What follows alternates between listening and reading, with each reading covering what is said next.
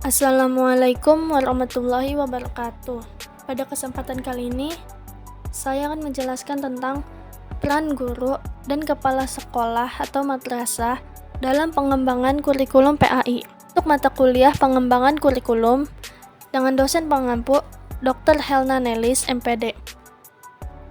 Sebelumnya, perkenalkan, nama saya Filza Zatalina Sofyan dengan NIM 2112-118.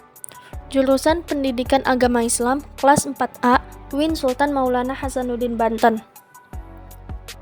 Baiklah, mari kita masuk dalam pembahasan yang pertama, yaitu pendahuluan. Kurikulum menurut Murray Flynn pada bukunya Curriculum Development and Design, yaitu sebagai semua kesempatan belajar yang direncanakan, yang ditawarkan kepada peserta didik oleh lembaga pendidikan dan pengalaman yang dihadapi peserta didik ketika kurikulum itu diimplementasikan. Pada pengembangan kurikulum ialah mengarahkan kurikulum ke tujuan pendidikan yang diharapkan karena adanya berbagai pengaruh yang sifatnya positif, yang datangnya dari luar ataupun dari dalam, dengan harapan agar peserta didik dapat menghadapi masa depannya dengan baik. Oleh karena itu, pengembangan kurikulum hendaknya bersifat antisipatif, adaptif, dan juga aplikatif.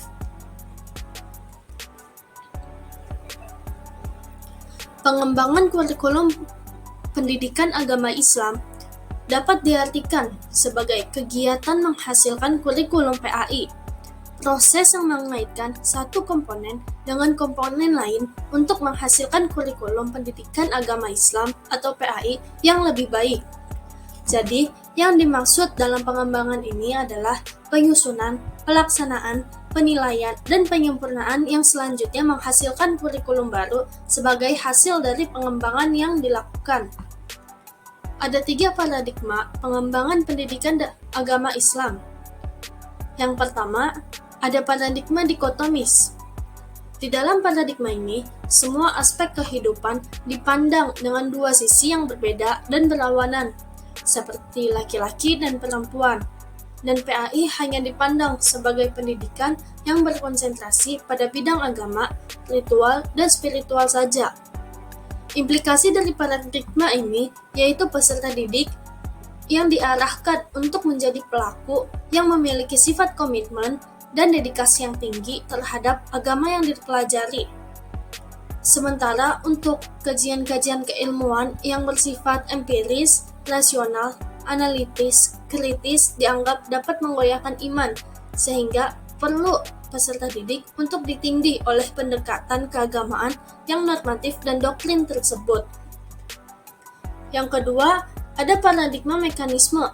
Di dalam KPBI berarti hal kerja mesin, cara kerja suatu organisasi, atau hal saling bekerja seperti mesin yang masing-masing bergerak sesuai dengan fungsinya.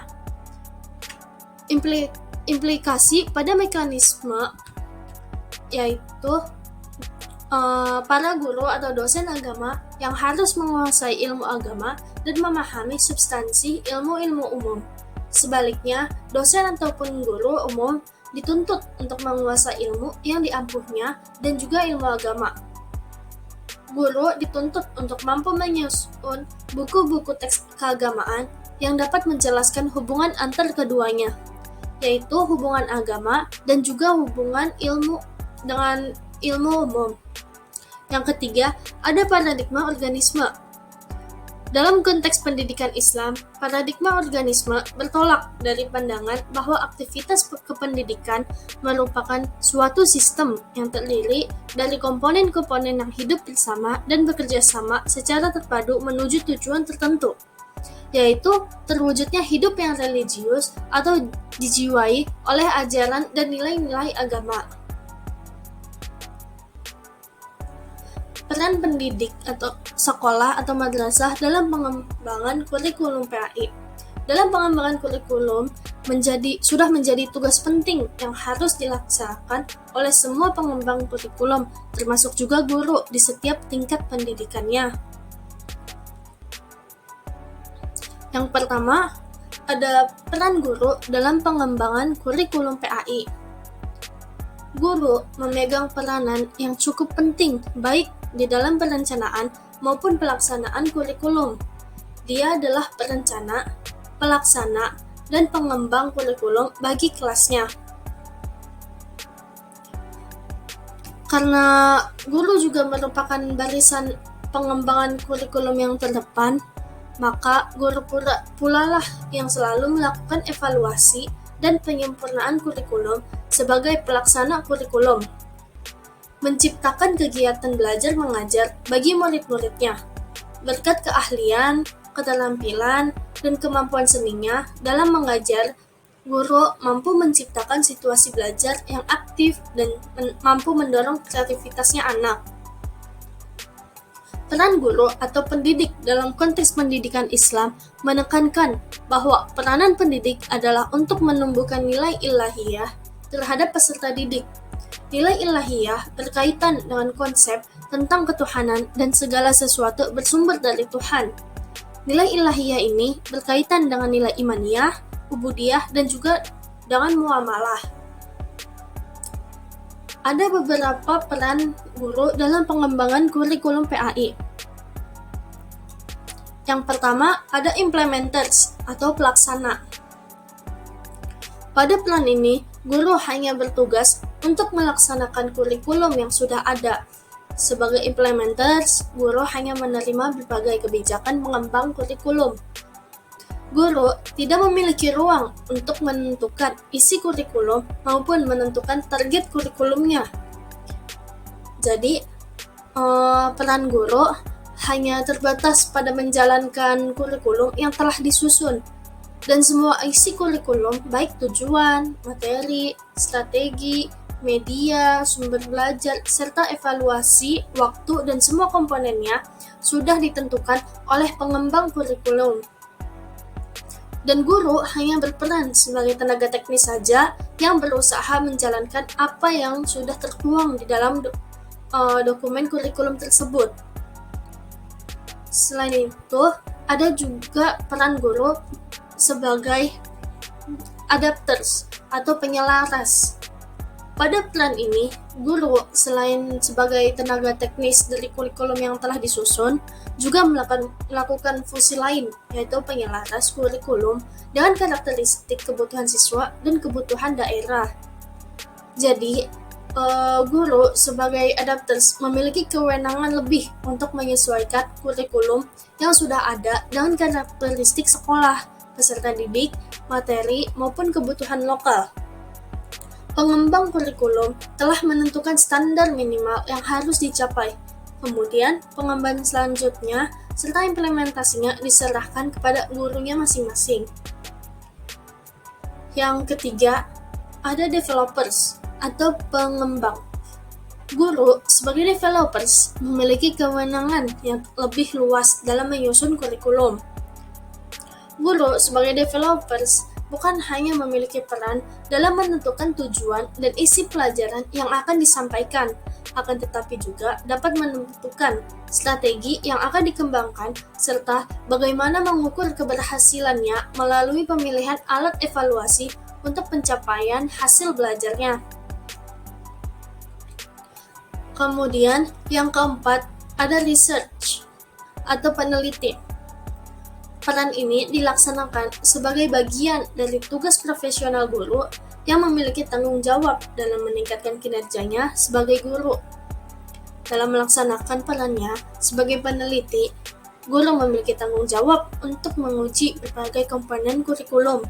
Misalnya, menguji bahan-bahan kurikulum, menguji efektivitas program, menguji strategi dan model pembelajaran, dan semua hal yang berkaitan dengan pembelajaran. Guru juga sebagai peneliti melakukan pengumpulan data keberhasilan siswa. Peran guru sebagai peneliti nampak pada kebijakan guru yang harus melakukan penelitian tindakan kelas atau yang biasa disebut dengan PTK.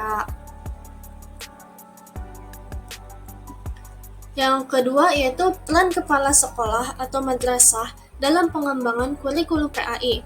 Menurut Mulyasa, kepala sekolah merupakan manajer pendidik profesional yang direkrut komite sekolah untuk mengelola segala kegiatan sekolah berdasarkan kebijakan yang telah ditetapkan. Jadi, kepala sekolah adalah seorang tenaga fungsional guru yang diberi tugas untuk memimpin suatu sekolah yang direkrut oleh komite sekolah.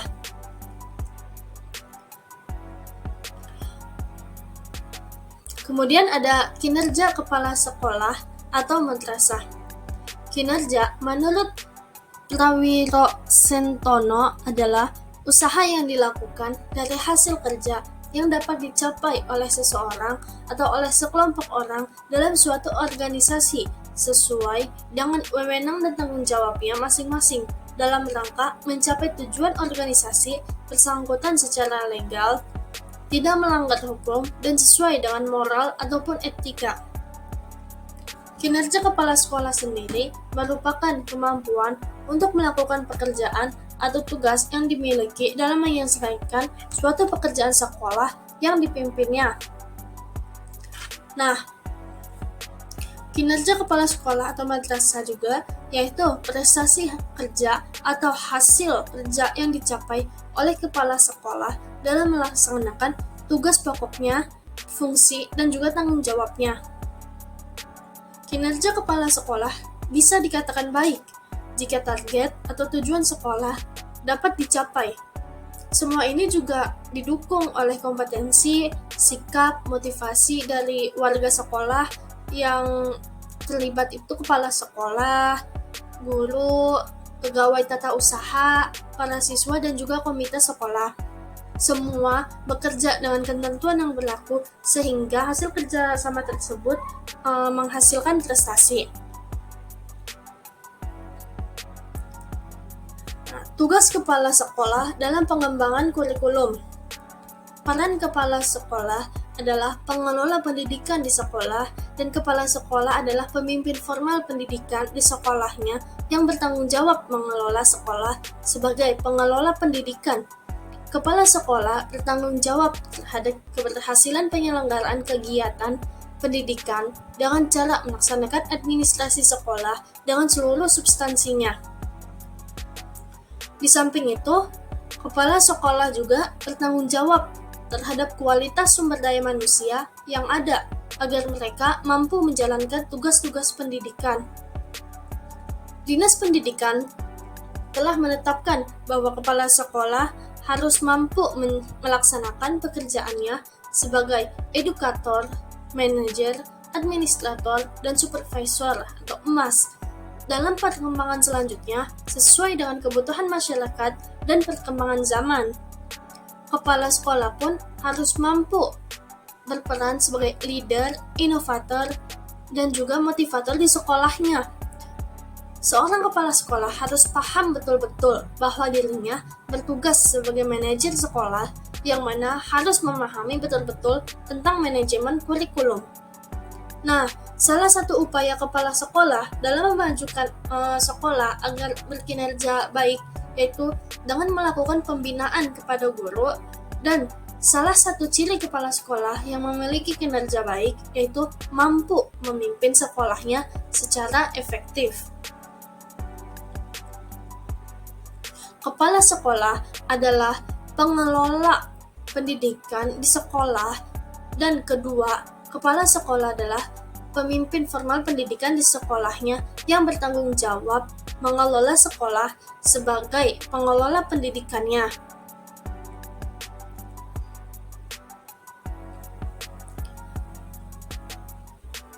Kemudian ada peran kepala sekolah dalam pengembangan kurikulum PAI.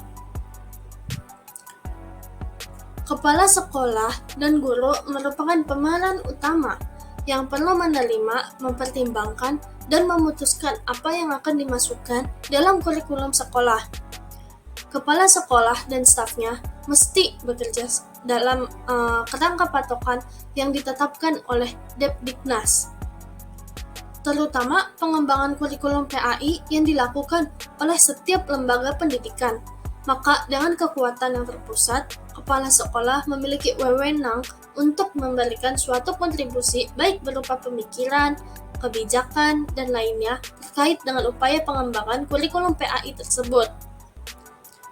Setiap dewan pelaksana dan pengembang kurikulum dalam sekolah tersebut perlu menyelaraskan segenap rancangan kurikulum tersebut dengan kebijakan yang terpusat kepada kepala sekolah, sehingga di sini terdapat adanya saling bekerja sama antara dewan pengembang kurikulum dan dengan juga kepala sekolah yang sama-sama memiliki peranan besar atas adanya pengembangan kurikulum yang terdapat dalam sekolah tersebut. Jadi sebagai pengembang kurikulum, kepala sekolah itu sepenuhnya bisa menyusun kurikulum sesuai dengan karakteristik, misi, dan visi sekolah atau madrasah tersebut, serta sesuai dengan pengalaman belajar yang diperlukan anak didiknya. Jadi, kepala sekolah juga harus mengetahui bagaimana sebenarnya proses belajar mengajar yang terjadi di sekolah. Karena jika kepala sekolah tidak tahu bagaimana kepala sekolah akan meningkatkan mutu dari pendidikannya, jika kepala sekolah sendiri tidak mengetahui apa yang menjadi faktor hambatan dalam pengembangan kurikulum dan apa yang menjadi faktor pendorong dalam pengembangan kurikulumnya, sehingga kepala sekolah juga mampu mengambil strategi yang akan digunakan dalam pengembangan kurikulum yang digunakan untuk sekolahnya.